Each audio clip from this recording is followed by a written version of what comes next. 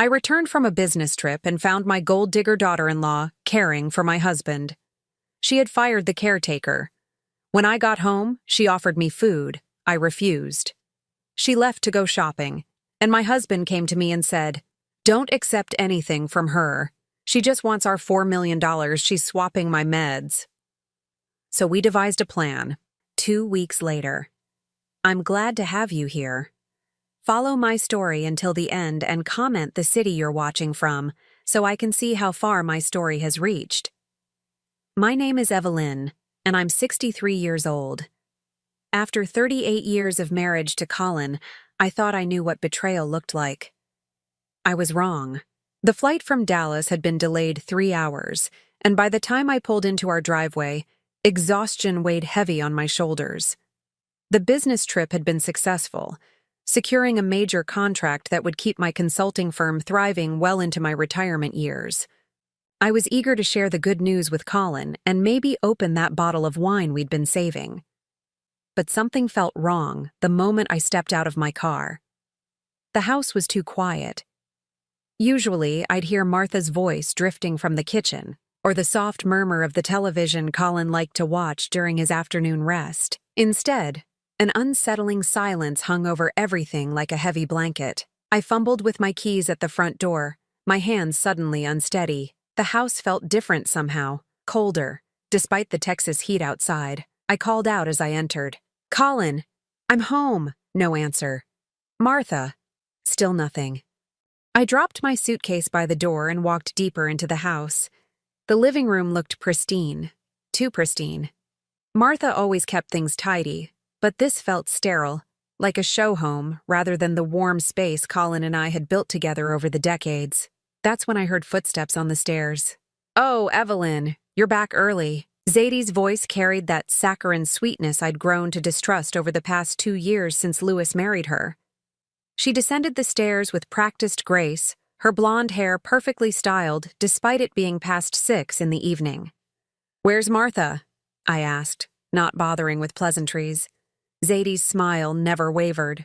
"Oh, I had to let her go. The expense was becoming too much, and honestly, I think Colin and I were managing just fine without her." My stomach dropped.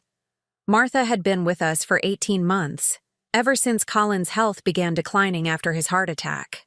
She wasn't just a caregiver, she was family. Colin adored her, and she genuinely cared for him in ways that went beyond professional duty. "You let her go?" I repeated, my voice barely controlled. "You don't have the authority to—" "Louis agreed it was best," Zadie interrupted smoothly. "We're family now, after all. I can take care of Colin just as well as any hired help. Better, actually, because I truly care about him." The way she emphasized family made my skin crawl. Zadie had been nothing but trouble since the day Louis brought her home. At 28, she was 15 years younger than my son, with no job, no apparent skills, and an alarming interest in our family's financial situation. She'd wormed her way into Louis's heart with practiced ease, and now apparently, she'd set her sights on something bigger. "Where is Colin?"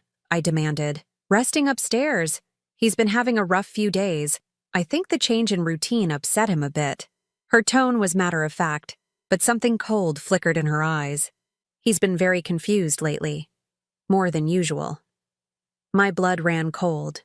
Colin had mild cognitive issues following his heart attack, but he'd been stable for months.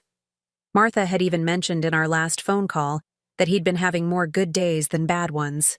I pushed past Zadie and hurried up the stairs, my heart hammering against my ribs. Our bedroom door was partially open, and I could see Colin lying in bed, looking smaller and frailer than when I'd left him just 5 days ago.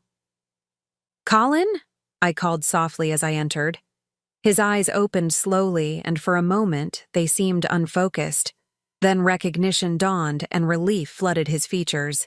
"Evie," he whispered, his voice hoarse. "You're back." I rushed to his side, taking his hand in mine. His skin felt papery and cold, and there was a tremor I hadn't noticed before. "How are you feeling, sweetheart?" He glanced toward the door, then back at me, his eyes suddenly alert and urgent. "Where's Martha?" he asked, his voice barely audible. "Zadie says she had to let her go." Colin's grip on my hand tightened. "No, he said firmly.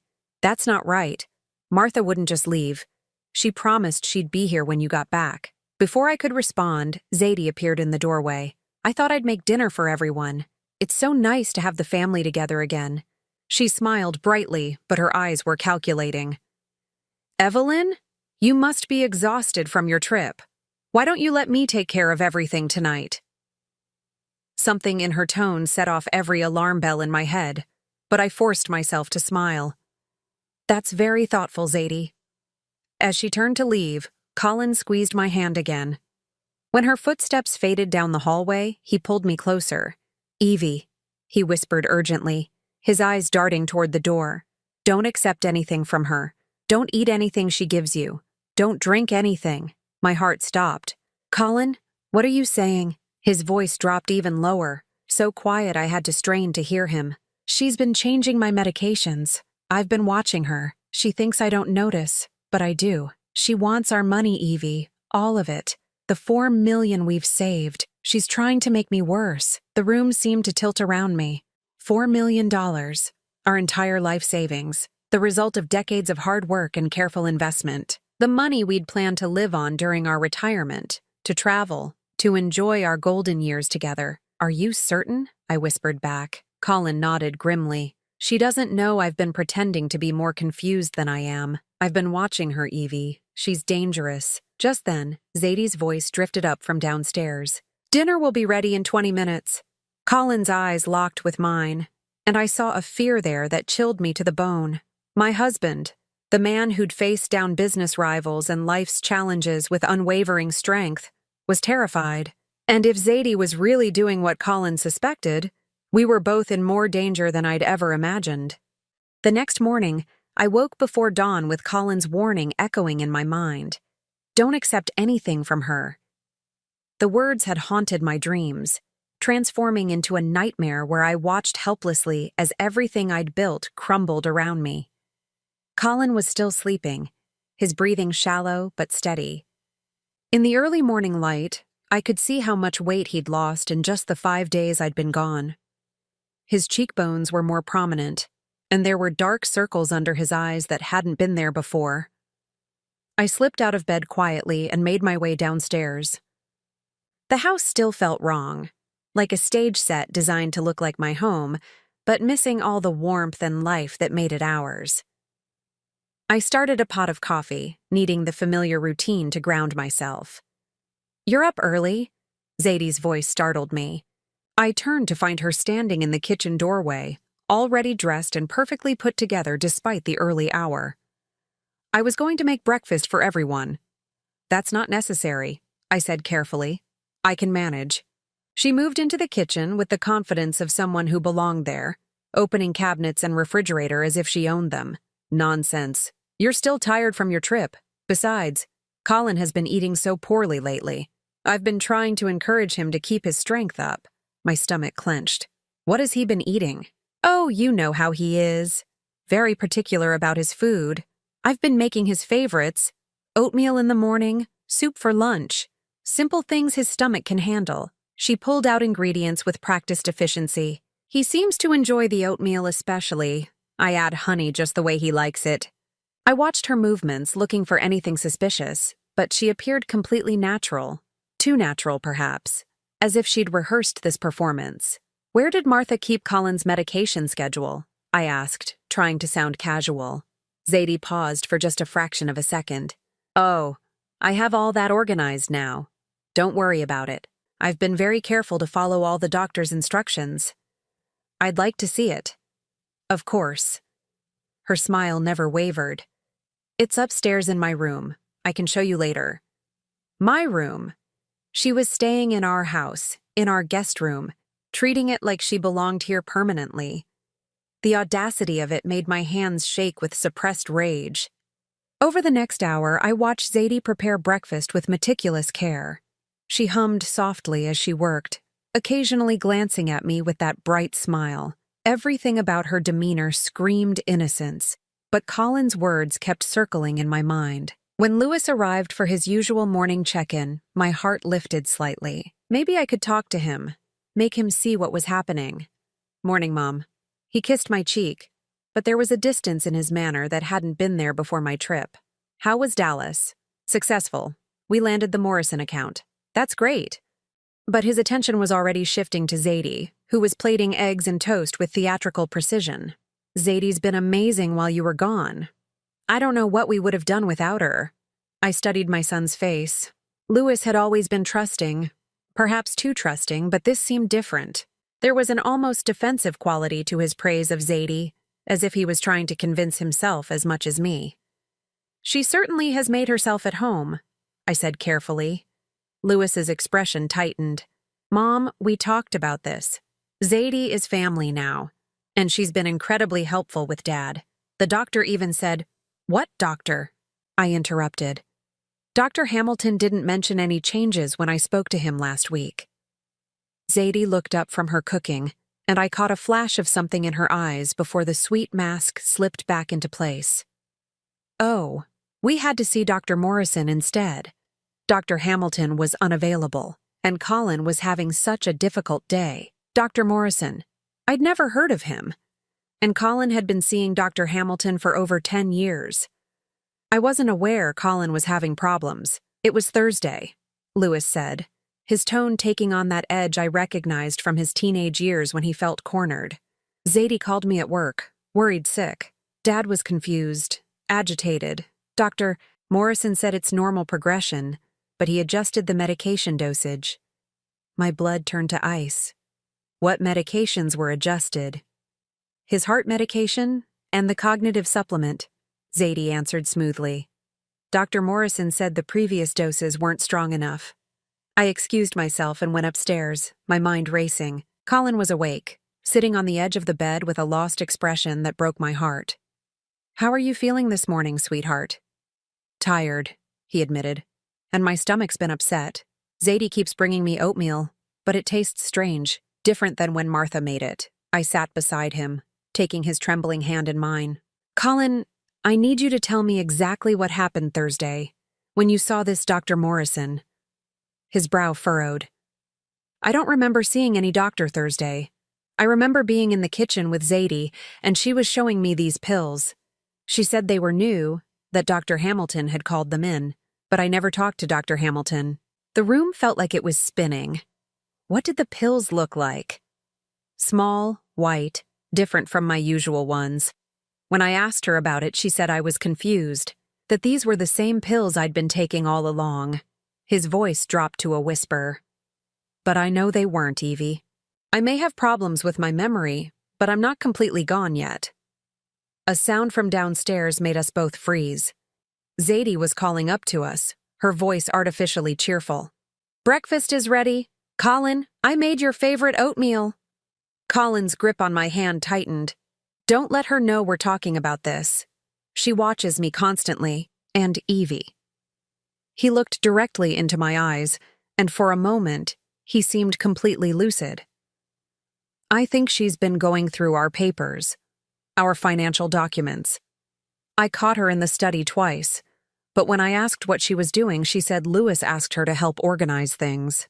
My heart pounded as the pieces began falling into place. Zadie wasn't just neglecting Colin or being careless with his medications. This was deliberate, calculated. She was slowly poisoning my husband while positioning herself to take control of our assets. And Louis, my own son, was either too blind to see it or too manipulated to care. As we made our way downstairs for breakfast, I forced my face into a mask of normalcy. But inside, a cold determination was taking shape. If Zadie wanted to play games, I would play along. But I would be watching her every move, documenting everything, until I had enough evidence to expose her for what she really was. The war for my family had begun, and I had no intention of losing. 3 days passed before I found the opportunity I'd been waiting for. Colin and I had been careful, communicating only through glances and subtle touches, maintaining the facade that everything was normal, but every moment felt like walking through a minefield. Zadie had settled into a routine that made my skin crawl. She would appear in our bedroom every morning at exactly 8 o'clock with Colin's breakfast, the oatmeal she insisted he loved. I watched her face as she fed him, noting the way her eyes gleamed with satisfaction each time he struggled to finish the bowl. She'd taken over completely, answering his phone calls, monitoring his mail, even going so far as to cancel his weekly poker game with his old business partners. "He's not feeling up to it," she would tell them with practiced concern. "Maybe next week." But it was Thursday afternoon when I discovered just how deep her deception ran. Lewis had stopped by for lunch, and Zadie had insisted on cooking for all of us. As she busied herself in the kitchen, chattering about some trivial gossip, I excused myself to use the bathroom. Instead, I slipped into my study. My desk, usually organized to my exact specifications, showed subtle signs of disturbance. Papers had been moved, files shifted. But it was when I opened the locked drawer where we kept our most important financial documents that my blood ran cold. The drawer wasn't locked anymore. Inside, our investment portfolio summary was missing. So were the life insurance policies and the deed to our lake house in Austin. Papers worth millions of dollars gone. In their place was a single business card. Jenkins and Associates, estate planning attorneys. My hands trembled as I Googled the firm on my phone. They specialized in expedited estate transfers and crisis financial management for families in transition. The kind of lawyers you called when you needed to move assets quickly and quietly.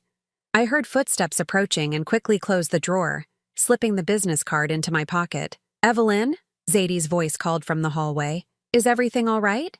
"Just looking for my reading glasses," I called back, forcing my voice to sound normal. When I returned to the kitchen, I found her stirring a pot of soup that smelled delicious but looked somehow wrong. Too thick, with an odd greenish tint that didn't match any soup I'd ever seen. "This is Colin's lunch," she said brightly. "I've been experimenting with different recipes. He seems to digest this one best."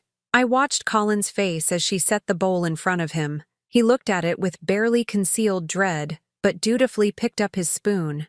After just a few bites, his hands began to shake more noticeably, and a fine sheen of sweat appeared on his forehead. "I think I need to rest," he said quietly. "Of course, darling." Zadie was immediately at his side, helping him to his feet with theatrical concern. "You overdid it yesterday. I keep telling Lewis you need more care, not less." As she guided Colin toward the stairs, I caught his eye. He looked terrified. That evening, after Zadie had finally left to go to her and Lewis's apartment, Colin and I sat in our bedroom with the door locked. The conversation we'd been postponing couldn't wait any longer. "She's going to kill me," Colin said simply, his voice steady despite the enormity of the statement. Not quickly, not obviously, but slowly. "She wants it to look natural." I pulled out the business card I'd found. "She's already planning for afterwards."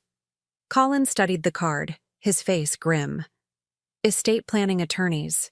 She's not just trying to hurt me, Evie. She's planning to take everything we've worked for, 38 years of our lives." The weight of our situation settled over me like a heavy blanket. We were dealing with someone who was not just greedy, but genuinely dangerous. Someone who was willing to commit murder for money. "We need proof," I said. "Real evidence, not just suspicions." Colin nodded slowly. "I've been thinking about that. What if we give her what she wants?" "What do you mean?" "What if I got worse? Visibly worse? If she thinks her plan is working, she might get careless, overconfident." The idea of watching Colin pretend to deteriorate was almost unbearable, but I could see the logic in it. It's dangerous. What if she decides to speed things up? Then we'll be ready for her. Colin's eyes had a steel I hadn't seen since his business days. But first, we need allies. The next morning, I called Martha from my office. Her number had been disconnected, which confirmed my suspicions about how she'd really left our employment. It took some detective work through mutual acquaintances, but I finally reached her at her sister's house. "Mrs. Peterson?" Martha's voice was cautious. "I'm so glad you called. I've been worried sick about Mr. Peterson. Martha, I need to know exactly what happened when you left." There was a long pause. "I didn't leave, Mrs. Peterson. I was fired. That woman, your son's wife, she told me you'd decided you didn't need my services anymore. When I asked to speak to you about it, she said you were busy and didn't want to be bothered." My heart clenched. "She lied to you. I figured that out pretty quickly." Mrs. Peterson, there's something else. The day before I was fired, I caught her in Mr. Peterson's bathroom, doing something to his pills. When I asked what she was doing, she said she was just organizing them, but… Martha's voice dropped. I've been a caregiver for 20 years. I know what pill tampering looks like. Why didn't you tell someone? I tried to call you, but your daughter-in-law said you'd changed your number and didn't want staff calling you directly. I was going to contact your son, but then she fired me. Martha's voice hardened. Mrs. Peterson, I think she's trying to hurt him. That night, Colin and I finalized our plan. It was risky, potentially dangerous, but it was the only way to expose Zadie before she succeeded in whatever she was planning. Colin would begin showing signs of rapid deterioration. We would make it seem like her treatments were working better than expected. Meanwhile, I would install hidden cameras in key areas of the house and document everything she did. If this goes wrong, Colin said, holding my hand in the darkness of our bedroom, if something happens to me, nothing will happen to you, I interrupted. I won't let it. But even as I said the words, I knew we were stepping into territory from which there might be no return. Zadie had already shown she was willing to go to extreme lengths for money. If she suspected we were onto her, there was no telling how desperate she might become. The next morning, Colin began his performance. At breakfast, he knocked over his coffee cup and stared at the spill with confusion.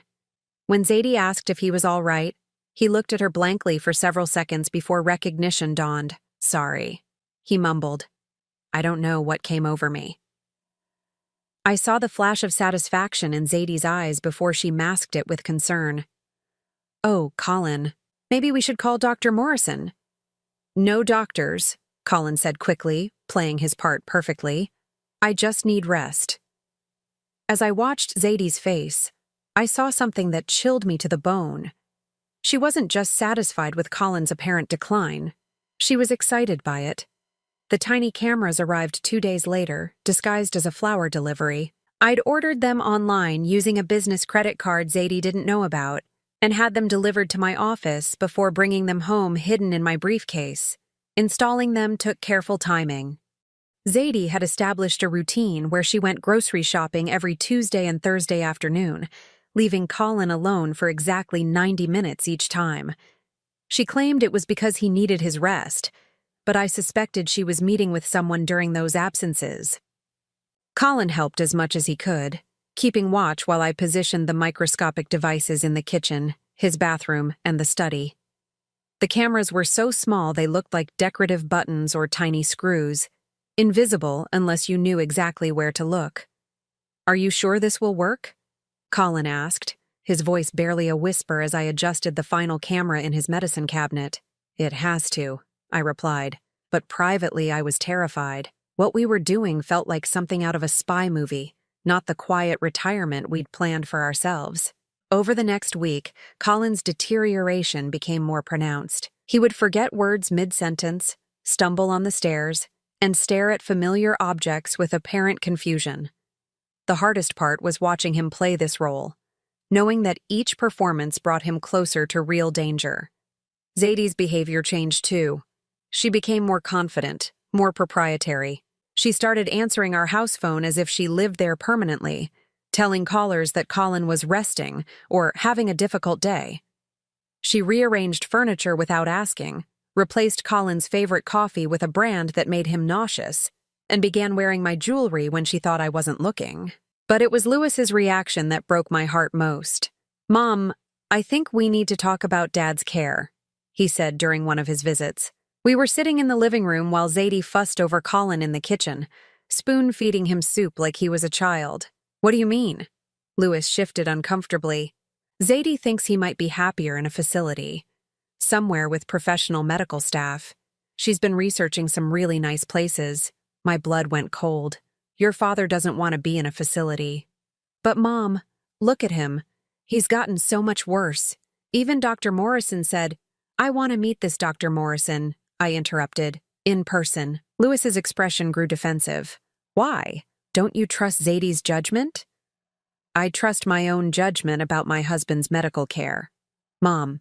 Lewis's tone took on the patronizing quality that made me want to shake him. You work 60 hours a week. You can't provide the kind of care Dad needs. Zadie's there all day, and she sees things you don't see. I wanted to scream that Zadie was the cause of Colin's decline, not the solution to it. But without proof, I would sound like a paranoid old woman, exactly the image Zadie wanted to cultivate.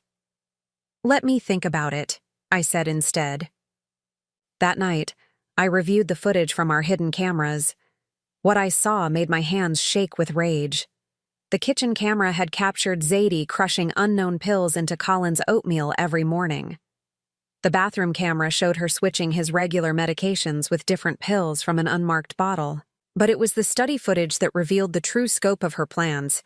She'd been photographing all our financial documents with her phone: bank statements, investment portfolios, life insurance policies, everything. She'd also been on the phone with someone, though I couldn't make out the conversation clearly through the tiny camera's audio. But Thursday's footage showed something that made me physically ill. Zadie was in the kitchen, preparing what looked like Colin's usual soup. But this time, she added something extra: a clear liquid from a small vial that she kept hidden in her purse. The liquid had no smell, no color, and dissolved completely into the soup. I enhanced the footage as much as I could, zooming in on the vial's label. I could just make out 2 words: digitalis extract. My nursing background from 40 years ago kicked in. Digitalis was derived from foxglove, a plant that could regulate heart rhythm in tiny doses but was deadly in larger amounts. It was particularly dangerous for someone with Colin's heart condition. She wasn't just trying to make him confused and weak. She was slowly poisoning him to death. I called Martha immediately despite the late hour. "Mrs. Peterson, is everything all right?" "Martha, I need you to think very carefully. When you caught Zadie with Colin's pills, did you see what she was doing exactly?" She had his heart medication bottle open, and she was putting some of the pills into a different container. When I asked about it, she said she was separating his morning and evening doses to make it easier for him. But Mrs. Peterson, those pills looked different, smaller. Different how? Well, Mr. Peterson's heart medication is usually blue, oval-shaped. These were round and white. I remember thinking it was odd, but she was so confident, so professional about it. She said his doctor had changed the prescription. My worst fears were confirmed. Zadie had been substituting Colin's life-saving heart medication with something else, possibly digitalis in doses designed to gradually weaken his heart until it simply stopped. The next morning, Colin and I sat in our bedroom, doors locked, speaking in whispers about our next move. "We have to be careful," I said, showing him screenshots from the camera footage. "If she knows we're onto her, she might panic and do something drastic." Colin studied the images, his face grim. "How long do you think I have?" "I don't know, but we can't wait much longer to act." "What about Lewis?"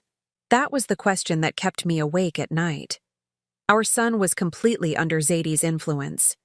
She'd isolated him from friends, convinced him that his father was declining rapidly, and positioned herself as the only person capable of handling the situation. Any attempt to expose her would likely be met with denial and accusations that I was the one who wasn't thinking clearly. "We need irrefutable proof," I said, "something so clear that even Lewis can't ignore it." That's when Colin had an idea that was both brilliant and terrifying. "What if we let her think she's succeeded?" he said slowly. "What if I have a heart episode, a fake one, and we see what she does?" The idea of Colin pretending to have a heart attack made me nauseous, but I could see the logic. If Zadie was really trying to kill him, her reaction to a cardiac event would reveal her true intentions. A caring daughter-in-law would call 911 immediately. Someone trying to commit murder might hesitate, or even try to prevent him from getting help. "It's too dangerous," I said. "Living like this is too dangerous," Colin replied. "Every day I pretend to eat her food, every pill she gives me. Every moment I spend alone with her, it's all dangerous. At least this way, we control the situation." We spent the rest of the morning planning every detail. I would be out running errands when Colin's episode occurred. He would make sure Zadie was the only witness. We would have a hidden camera recording everything, and I would return within minutes of his collapse. The plan was set for the following Tuesday, during one of my usual grocery runs. As I kissed Colin goodbye that morning, Neither of us knowing if it would be for the last time, I whispered, "I love you." "I love you too, Evie. And when this is over, we're going to have a very different conversation with our son." I drove to the grocery store with my heart pounding, checking my phone obsessively. In exactly 30 minutes, Colin would put our plan into action. In 30 minutes, we would finally know the truth about the woman who had wormed her way into our family. What we discovered would be worse than either of us had imagined. I was standing in the cereal aisle of the grocery store when my phone rang. The caller ID showed our home number, and my heart immediately began racing. This was it. Colin was putting our plan into motion. "Hello?" I answered, trying to sound normal despite the adrenaline coursing through my veins. "Evelyn?" Zadie's voice was breathless, panicked. "You need to come home right now. Something's wrong with Colin." What happened? I gripped the phone tighter, abandoning my cart and hurrying toward the store exit. He just collapsed in the living room. He was sitting in his chair, and suddenly he started clutching his chest. "He's conscious, but he's very pale and sweating."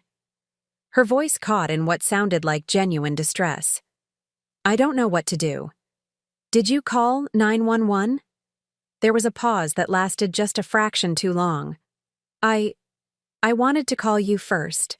I know how much you worry about him going to the hospital." My blood ran cold. No genuinely concerned person would hesitate to call for medical help during a heart episode. This was exactly what Colin and I had suspected would happen. "Call the ambulance now, Zadie. I'm on my way home." "Okay, yes, of course. I'll call them right now." I hung up and raced through the parking lot, my mind spinning. If Zadie was really trying to kill Colin, this would be her perfect opportunity. She could delay calling for help, claim she panicked, and by the time paramedics arrived, it might be too late. But Colin wasn't really having a heart attack. He was acting, and he was in control. At least I hoped he was. The 20-minute drive home felt like an eternity. I kept checking my phone, expecting another call from Zadie with worse news. When I finally pulled into our driveway, I noticed something odd. There was no ambulance, no paramedics, no emergency vehicles at all. I burst through the front door to find Zadie kneeling beside Colin's chair in the living room. He was slumped over, eyes closed, his face ashen. For a terrible moment, I wondered if something had gone wrong, if his fake heart attack had somehow become real. "Where's the ambulance?" I demanded. Zadie looked up at me with tears streaming down her face. "They said it would be 20 minutes.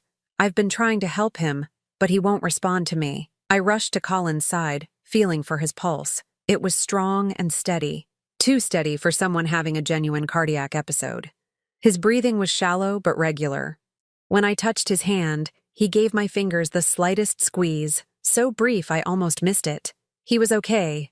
He was still acting. "Colin?" I said loudly, playing my part. "Sweetheart, can you hear me?" His eyes fluttered open, unfocused and confused. "Evie? What? What happened?" "You had some kind of episode. The paramedics are coming." Just then we heard sirens in the distance, but instead of relief, I saw something flash across Zadie's face, something that looked like disappointment. The next few hours were a carefully orchestrated performance. The paramedics checked Colin's vital signs, found them stable but concerning enough to recommend a hospital visit for observation. Colin played his part perfectly, complaining of chest tightness and dizziness while maintaining the appearance of a man who'd just suffered a cardiac event. At the hospital, Dr. Hamilton examined Colin thoroughly. I'd called ahead and explained the situation to him privately, that we were conducting our own investigation into some concerns about Colin's care. Dr. Hamilton was skeptical at first, but when I showed him photos of the digitalis and the medication switching we'd documented, his demeanor changed completely. "This is very serious, Mrs. Peterson," he said quietly while Colin underwent tests. "If someone has been giving him digitalis in combination with his current heart medication, it could have killed him. Will the blood tests show what's been happening?" "They should. Digitalis poisoning leaves traces in the system for several days." Dr. Hamilton's face was grim. "If your suspicions are correct, we'll have concrete evidence." Meanwhile, Zadie maintained her performance as the concerned daughter-in-law. She stayed at the hospital for hours, holding Colin's hand, speaking to him in soothing tones, even bringing him coffee from the cafeteria. To any observer, she appeared to be a loving family member devastated by her father-in-law's condition. But I was watching her carefully, and I noticed things others missed. When she thought no one was looking, she checked her phone obsessively. She made several whispered phone calls in the hallway, and most tellingly, when the doctor mentioned that Colin's condition appeared stable and he might be released the next day, her face fell in a way that had nothing to do with relief. Louis arrived that evening, rushing into the hospital room with genuine panic on his face. "Dad, how are you feeling?" He grasped Colin's hand, his eyes red with unshed tears. "Better," Colin said weakly. "Just tired." Louis turned to Zadie, who immediately melted into his arms. "Thank God you were there," he said, stroking her hair. "I don't know what would have happened if you hadn't been taking such good care of him." I watched this display with a mixture of heartbreak and rage. My son was comforting the woman who was trying to murder his father, and he had no idea. "The doctor wants to keep him overnight for observation," I told Louis. "Just to be safe, of course, whatever he needs." Louis looked at Zadie with such gratitude it made me sick. "Honey, you should go home and rest. You've been here all day." "I don't want to leave him," Zadie protested. But I could see the calculation in her eyes. She was weighing her options, trying to figure out how to maintain her concerned act while also pursuing whatever her next move was. "I'll stay with Dad tonight," Louis said. "You've done enough." Finally, Zadie agreed to go home. As she gathered her purse, she leaned over Colin's bed and kissed his forehead. "Get better soon," she whispered, and to anyone else it would have sounded like a loving farewell. But Colin and I both heard the underlying message: this isn't over. The next morning, Dr. Hamilton called me into his office with the blood test results. "I'm afraid your suspicions were correct," he said, sliding a lab report across his desk. "Colin has significant levels of digitalis in his system, far more than would be therapeutic. In fact, given his current heart medication, this combination could have been fatal within days." My hands shook as I stared at the evidence in black and white. "How long has this been going on?" "Based on the concentration levels, I'd estimate he's been ingesting regular doses of digitalis for at least 2 to 3 weeks, possibly longer." Dr. Hamilton's expression was grave. "Mrs. Peterson, this is attempted murder. You need to contact the police." But I wasn't ready for that step yet. I had evidence of poisoning, but I still needed to connect it definitively to Zadie. If she had any warning that we were onto her, she could disappear, destroy evidence, and we'd never be able to prove what she'd done. There was one more test I needed to conduct. That afternoon, while Colin remained in the hospital recovering, I went home alone. Zadie was there, as I'd expected, cleaning the kitchen with unusual thoroughness. She was wiping down every surface, washing dishes that had already been clean, even scrubbing the inside of the garbage disposal. Destroying evidence? I thought to myself, but aloud I said, "Zadie, you don't need to clean. You should be resting." "I just want everything to be perfect for when Colin comes home," she said, not meeting my eyes. "I feel so responsible for what happened." "Responsible? Why would you feel responsible?"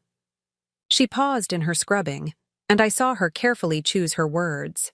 "I should have noticed the signs sooner. I should have insisted he see Dr. Morrison earlier in the week when he was complaining about feeling tired." Dr. Morrison again, the mysterious doctor I still hadn't met. "You know what would make me feel better?" I said casually. "If I could speak to Dr. Morrison myself, just to understand Colin's condition better." Zadie's hands stilled on the dish rag. "Oh, he's very busy. Hard to reach, but I'm sure he'll want to see Colin again soon." "Could you give me his number? I'd like to call his office." I don't have it with me, it's at home." She resumed her aggressive cleaning. "But I'll get it for you tomorrow." I nodded and went upstairs, but instead of going to my bedroom, I slipped into the guest room where Zadie had been staying. I knew I was crossing a line, invading her privacy, but given what she'd been doing to Colin, I felt no guilt about it. Her suitcase was open on the bed, clothes neatly folded inside. But it was what I found in the nightstand drawer that stopped my heart. A cell phone I'd never seen before, obviously a burner phone. When I powered it on, There were dozens of text messages from a number I didn't recognize. The conversation thread made my blood run cold. How much longer? Read one message. Soon. He's getting weaker. Maybe a week, was Zadie's response. Good. The buyer is getting impatient. $4 million is a lot to wait for. I know, but it has to look natural. The old woman is suspicious. Handle her if you have to. The final message was sent just hours ago. Problem? He's in hospital. Might have to accelerate timeline. My hands were shaking so badly I could barely hold the phone. Zadie wasn't working alone. She had an accomplice, someone who was waiting for Colin to die so they could claim our $4 million in assets. And now they were talking about handling me if necessary. I quickly photographed the entire conversation thread, then put the phone back exactly where I'd found it. As I crept back downstairs, I could hear Zadie still in the kitchen, but now she was on her regular phone, speaking in hushed tones. I don't care what you think, she was saying. The plan is still good. He'll be home tomorrow and then we finish this. I had heard enough. More than enough. It was time to end this nightmare before Zadie decided to handle me permanently. The next morning, I arrived at the hospital early with Detective Sarah Martinez, whom I'd contacted the night before.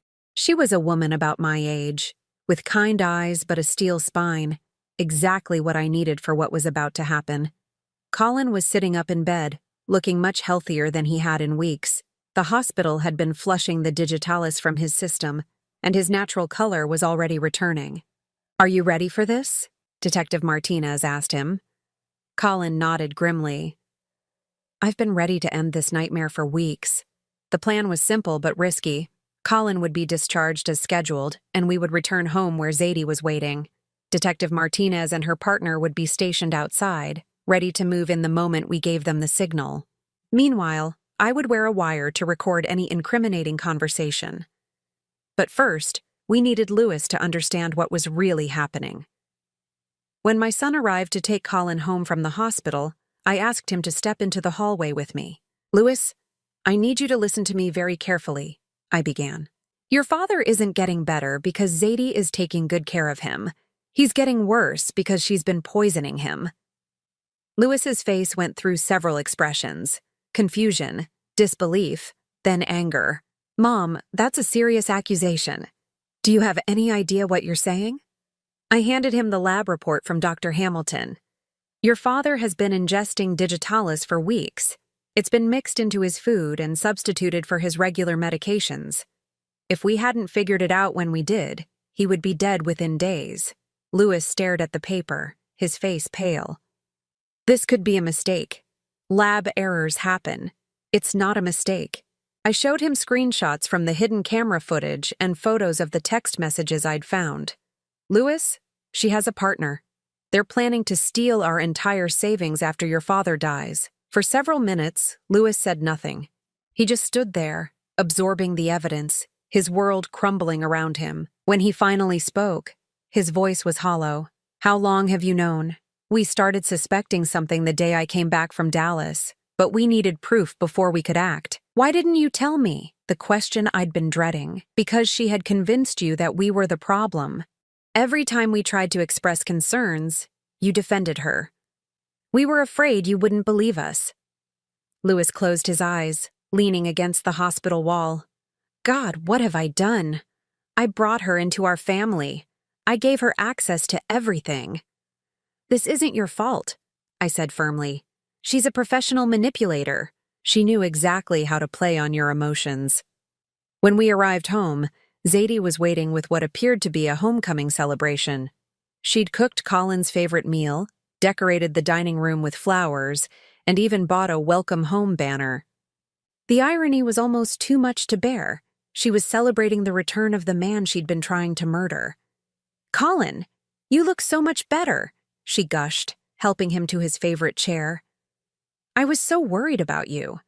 Lewis watched this performance with new eyes, and I could see the disgust growing on his face. But he played his part, acting as if nothing had changed. Zadie's been taking such good care of everything while you were gone, he told Colin. I don't know what we would have done without her. She certainly has been. attentive, Colin replied, meeting my eyes briefly. Over the next hour, I watched Zadie's behavior with the knowledge of what she really was. Every gesture of concern was calculated. Every loving touch was performance. When she brought Colin his afternoon medication, I had to grip the arms of my chair to keep from screaming. "Dr. Morrison called while you were at the hospital," Zadie said, handing Colin 2 white pills. "He wants you to start taking these new supplements to help with your recovery." Colin looked at the pills, then at me. This was it, the moment we'd been waiting for. "What kind of supplements?" Colin asked. "Heart strengtheners," Zadie said smoothly, "to prevent another episode like yesterday." "I think I'll wait until I can speak to Dr. Hamilton about any new medications," Colin said, setting the pills aside. I saw something flash in Zadie's eyes. Frustration, anger, calculation.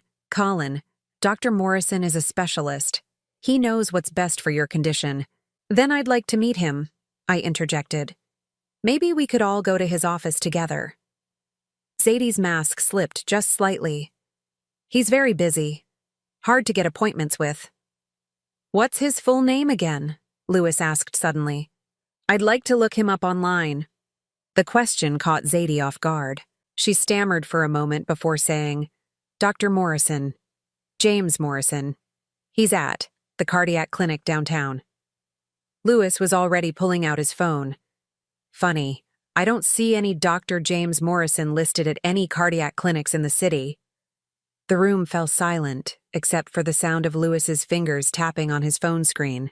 Zadie's face had gone pale, and I could see her mind racing, trying to come up with an explanation.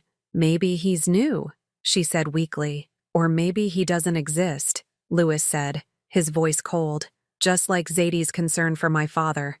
The mask came off completely then. Zadie's sweet expression vanished, replaced by something hard and calculating. She looked from Lewis to Colin to me, weighing her options. "I don't know what you people think you're playing at," she said, her voice completely different now, harder, cruder. "But you're making a big mistake." "The only mistake was trusting you," Lewis replied. Zadie laughed, but there was no humor in it.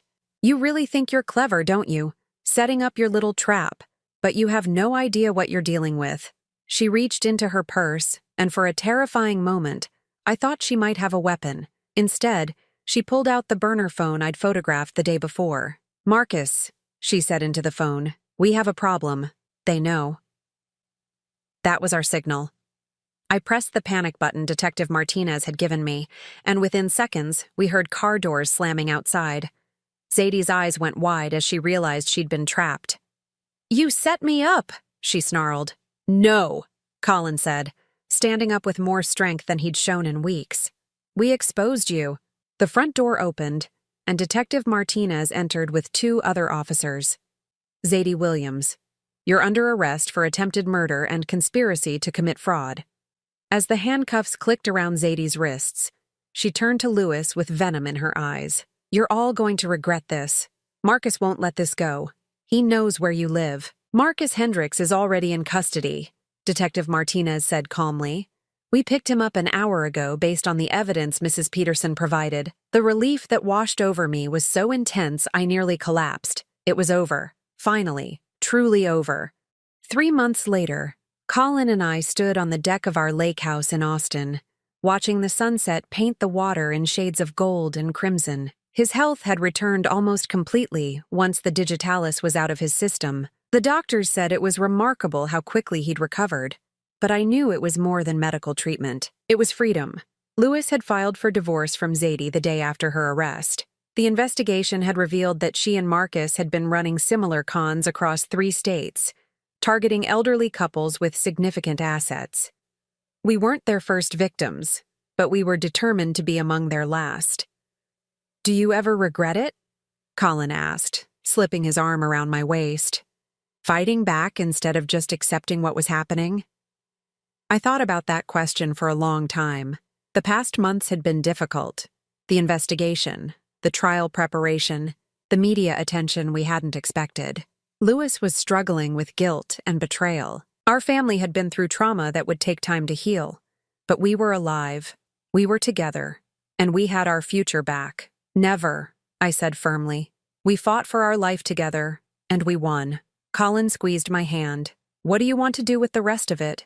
I smiled, thinking about the travel brochures I'd been collecting, the cooking classes I'd always wanted to take, the books I planned to read. Everything. I want to do everything we never had time for before. A year later, we renewed our wedding vows in a small ceremony at the lake house. Louis walked me down the aisle, his own healing visible in his smile.